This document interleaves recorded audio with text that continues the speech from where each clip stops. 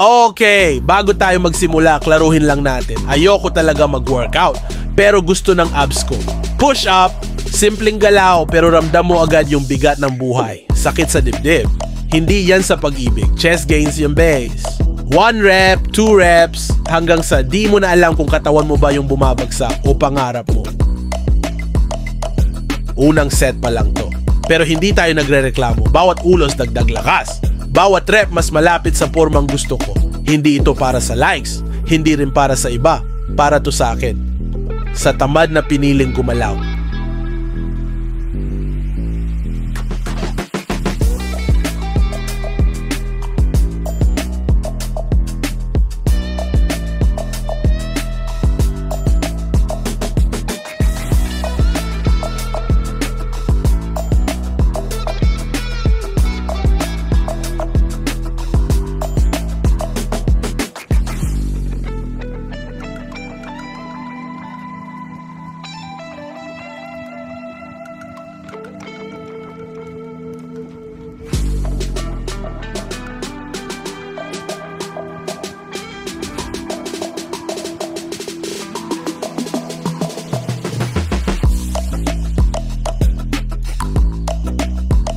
Akala mo tapos na? Hindi pa tol.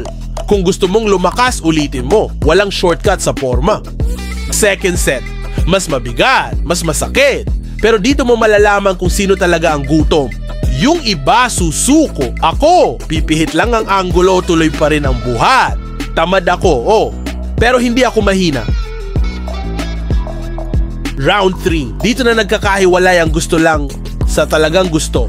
Kung napagod ka na, ayos lang, pero huwag kang titigil. Pangatlong set. Mabigat na katawan, pero matigas pa rin ang loob. Hindi kailangan ng perpektong form, kailangan lang ng utak na ayaw sumuko. Rep by rep, tinatanggal ko ang dating ako.